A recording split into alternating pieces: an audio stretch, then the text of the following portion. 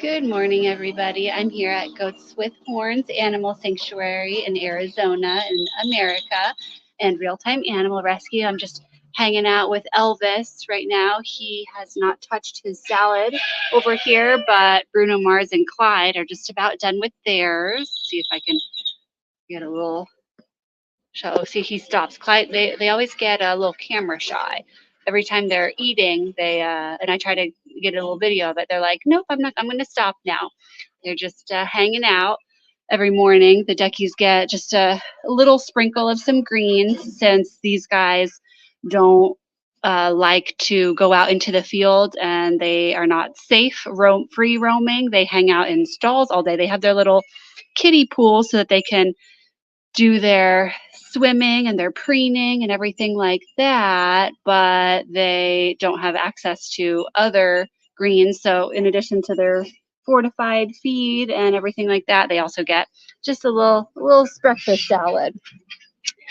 So apparently today's Cinco de Mayo. I just remembered right now when I was doing this live stream. We're wrapping up here. Got to gather the bowls. We had Mr. Gilbert, our old goat, eating in here. Let me see if I can get out of here one-handed. Okay, good. Some of these stalls are very hard to get in and out of because these latches here, over time, they get stiff. And another thing that happens is, I can kind of show you right here, actually. You can see this, the hole used to be up here, but over time through settling, in the ground, we've also had like microburst tornado here.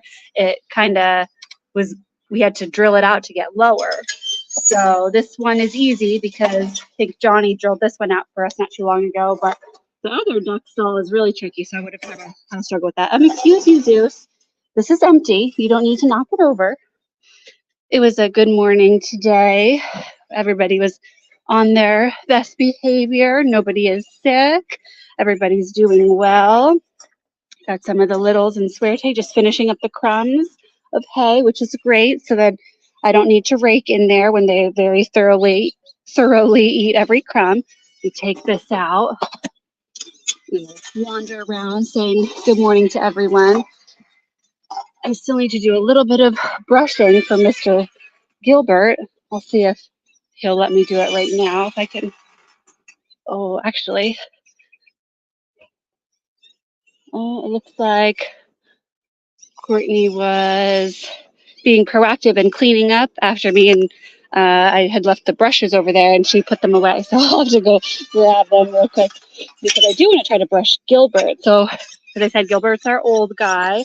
He's right here, a little all black pygmy goat, but you should have seen I don't know, it was bigger than a softball, like a mini watermelon size of white fluff that I got off of him yesterday. It's like the undercoat. So as you can see, he is a pretty much all black goat, but they get this like really warm, thick undercoat. And maybe you can see it here. Let's see. You look at that. So Butters doesn't really let me brush him.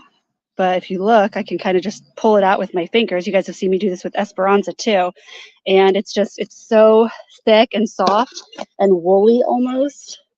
And again, like we talk about all the time, they don't need that as the temperatures are getting warmer. So their bodies are shedding it. And some of them will allow us to brush it and Butters will not. However, he will just let me pick it out, as you just saw here. Before I started picking at it, he was actually rubbing on me because it feels good. It's probably very itchy. Imagine, I don't even know how to describe it because, humans don't get a crazy undercoat like this. But yeah, I can't imagine how itchy it is. We'll see like Rapunzel and Chicolette and everybody just rubbing all over the gates recently.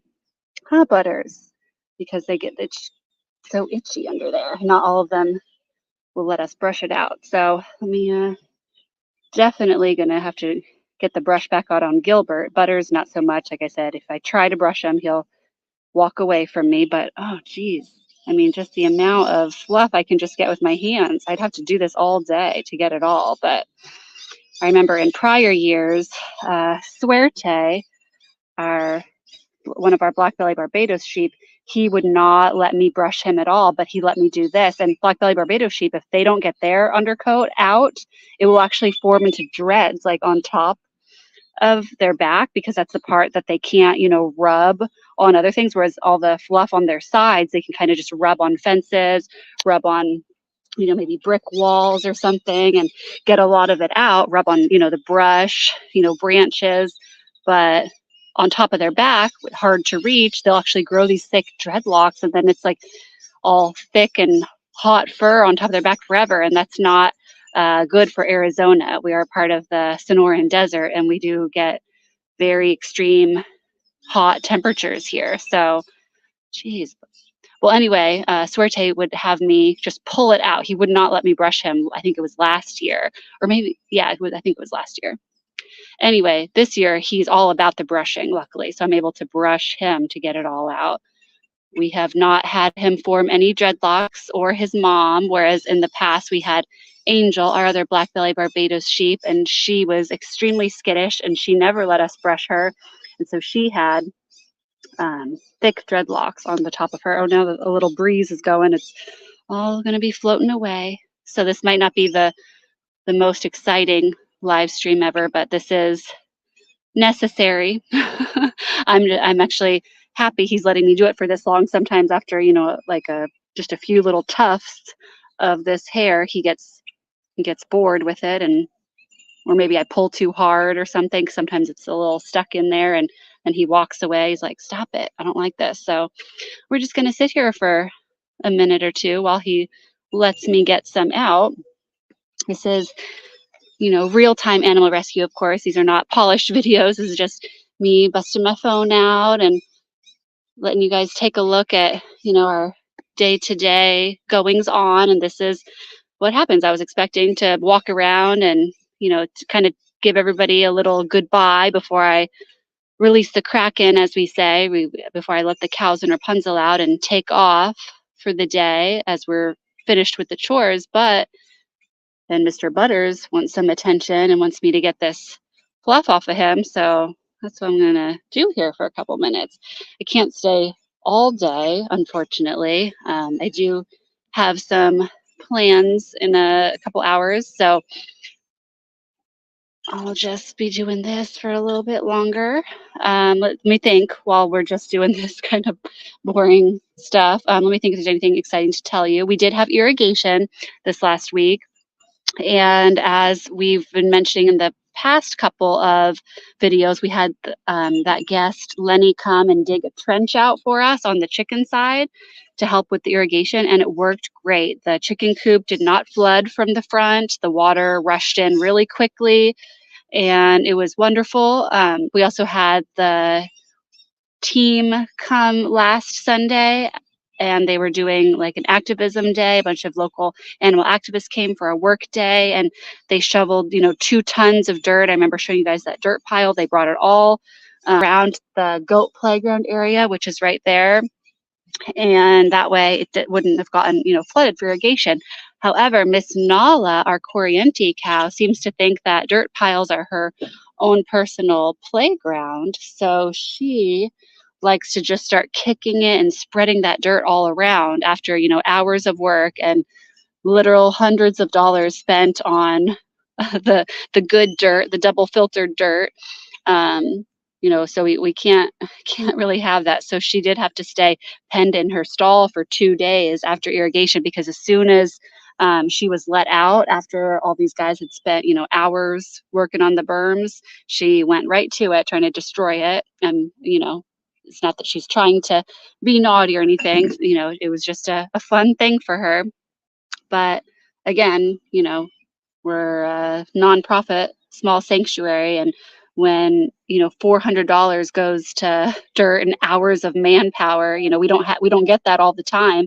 It was a nice treat. Local Andrea activist, she has moved away, but she used to organize some like sanctuary days in the past, and she was in town visiting, so she got a bunch of people to come out, which was so great. And for that work to part of that work to just be wasted, it wasn't so good. So we had to, like I said, put Nala in a stall for a couple days while irrigation came, and hopefully it'll keep getting packed down. But when we let her out yesterday, she got the zoomies. She was running around the field a little bit, so it's like a happy moment for her to finally be free. And she did leave the berm alone at that point. So maybe she just had to get it out of her system, or maybe now after the irrigation has kind of dampened some of it, it wasn't quite so fun. So if you're just tuning in, you're seeing me kind of groom Butters here. He is a Nigerian dwarf goat who's been living here, I guess, about maybe almost 4 years now, I want to say, something like that. And he does not like to be brushed. But as you can see, he has all this undercoat. I mean, just look. I've just been kind of picking at it for 5 minutes or so, maybe more. He won't let me brush him, but he'll let me pull it out. So I'm trying to get some of that for him. Mr. Butters? Mr. Butters? Okay, let me just walk around just a little bit, since, like I said, I do need to get going pretty soon. Goodness. We want to, oh, there's more fluff. And I still need to get the brush for Gilbert too. I got a lot off of him, but Gilbert is our oldest guy. And actually, we're not entirely sure. Princess, we're not totally sure of her age since she was found wandering the streets. So her and Gilbert are both up there though. And so we do a little more to make sure that they are comfortable. Like Princess gets her, they both get their liquid CBD and glucosamine, and that's Mr. Gilbert there. And then Princess also gets I think it's meloxicam. It's like an anti-inflammatory because her arthritis is just really hard on her little front leg sometimes. So let me go and walk down the chicken side and kind of sign off, because I think, yeah, we're all done on the chicken side. We already let Pie and Thelma and Pepper out. I gave Stan some supplements this morning. Let's bring this. Let's bring, see what else we got. Oh, this is the leftover bird food. We filled up the bucket this morning, but we didn't need quite all of it. If we overfill the chicken feed little stations over here, it will go to waste because all the wild birds will be attracted to it. And we also don't want, pests coming like mice or rats or anything. We don't really have a problem with that, but obviously they are around. And if we are leaving food everywhere, then that's going to probably attract more of them. There was a real big cockroach yesterday that the chickens enjoyed eating. A little gross for us to watch, but that's just how it goes sometimes. So let's go put everything down. Then we'll go over and peek at Zoe before we go. I want to see if she ate her blueberries. I put a bunch of blueberries in with her. If you guys remember, Zoe is our oldest turkey. She's the last OG turkey, one of the original 3 that were rescued. Let's put all these extra feed bowls back.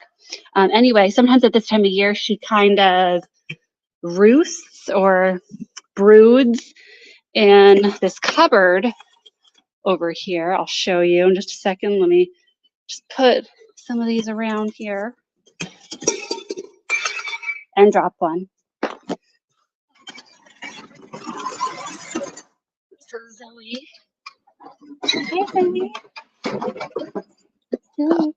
Oh no, you didn't eat all your blueberries? I was letting her eat some out of my hand. You can see them there, right there though. She still has some. What's up? You're not hungry? Yesterday she ate a bunch of blueberries for me. Pretty girl. She's our old lady you guys saw in the wintertime. She was having trouble. We would have to kind of shoo her down every morning. She would be up on top of one of the coops to roost because the turkeys sleep up high at night. And so she would jump up on one of the chicken coops, and then she would not want to jump down. And we weren't entirely sure if it was like hurting her legs, or we also think that she is, has some issues with her vision, so we're not sure if her depth perception was off, and it seemed like it was really too high up for her to jump down, even though she jumped up on her own.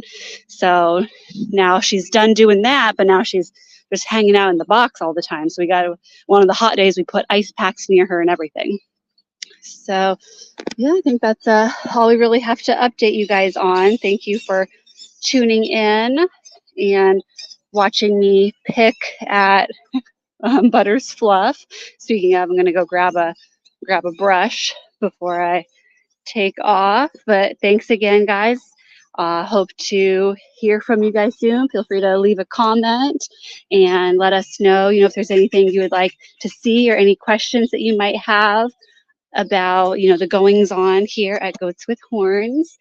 And otherwise, we will talk to you soon. Thanks. Bye.